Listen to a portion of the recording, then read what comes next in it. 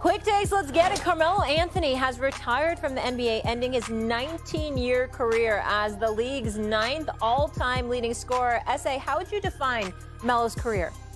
One of the great scorers this game has ever seen.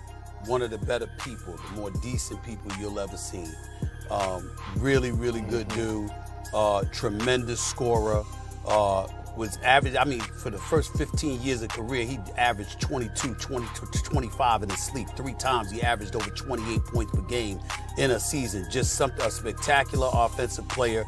Lone regret, Big Perk, I know it's a quick take, but in my words, lone regret. He should have been a member of the Big Three. He signed a 5-year deal instead of a 3-year deal that would have given him an opt-out in 2010, Molly. It was supposed to be him, LeBron, and D-Wade in South Beach instead of him, LeBron, and Bosh. That's what it was supposed to be. But Melo signed a 5-year deal 3 years earlier, couldn't get out. And that's why Melo, one of the great scorers and one of the great people this game has ever seen, doesn't have a championship. He's a Hall of Famer. I just wish that he had been in a position to capture a championship. And I was just gonna piggyback off of that, Stephen A. When you talk about putting the ball in the bucket, absolutely, he's one of the best we've ever seen put the damn ball in the basket. But I want to applaud Melo on his professionalism.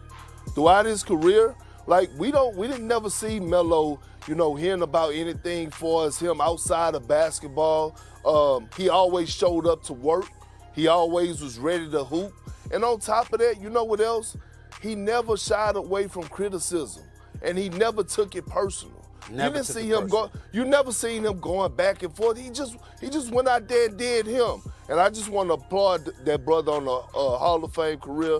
I was a year up under him, man. I watched him all the way through high school, went to plenty of his games. And, you just always want to appreciate your brother, when it comes to an end, because it's never easy. It's never easy walking away from the game. And he's definitely our brother, no doubt. Absolutely. Now it's his son's turn, fellas. We're going to stay in the NBA right now. On the doorstep of reaching their first ever NBA Finals, the Nuggets say they must do something today that's never been done before. No team has been able to sweep LeBron James in a playoff series before the Finals, and the Nuggets themselves have never... Good, bad, or indifferent, since Game 1 against the Hawks.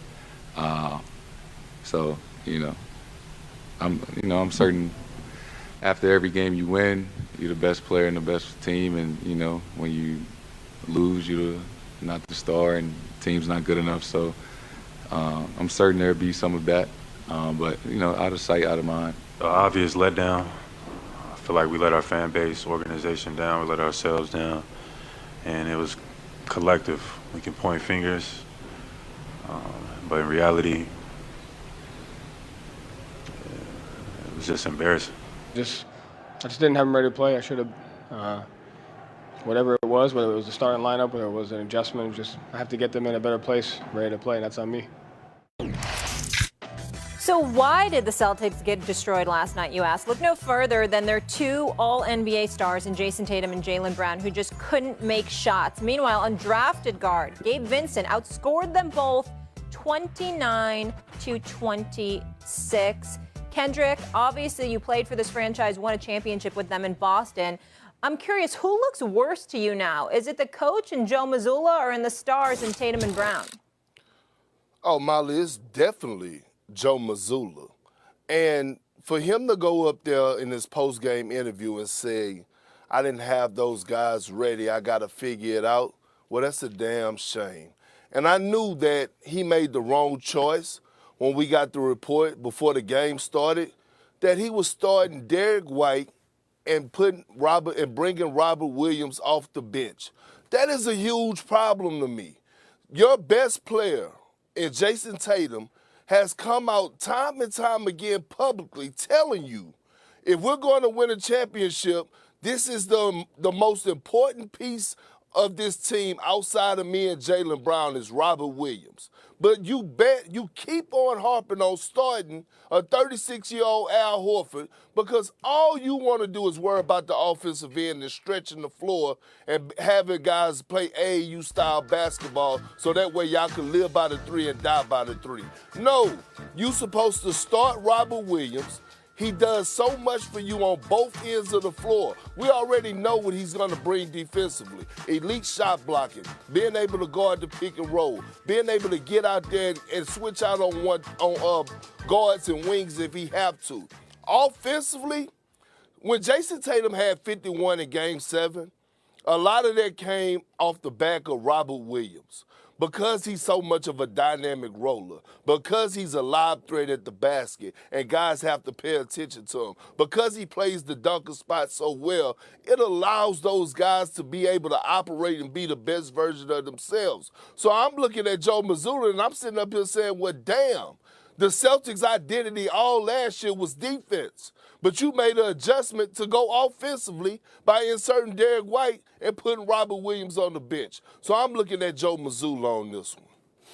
Got to disagree with you there. I'm not disagreeing with your points about Joe Mazzulla, and it is a problem, and it is something that we will get into as this show progresses today, Kendrick Perkins, and I hope you had a nice weekend, by the way, my brother. But I got to tell you something right now. I sincerely doubt that you had a nice weekend after watching that atrocity last night because you are a prideful champion representing the Boston Celtics franchise, even though obviously you're an analyst for this network. And there's no way in hell you could tell me that you got any enjoyment, even though you did forewarn all of us, that especially me, that Boston did not want to see Miami. I don't give a damn what you say. You didn't expect this. Not what we saw.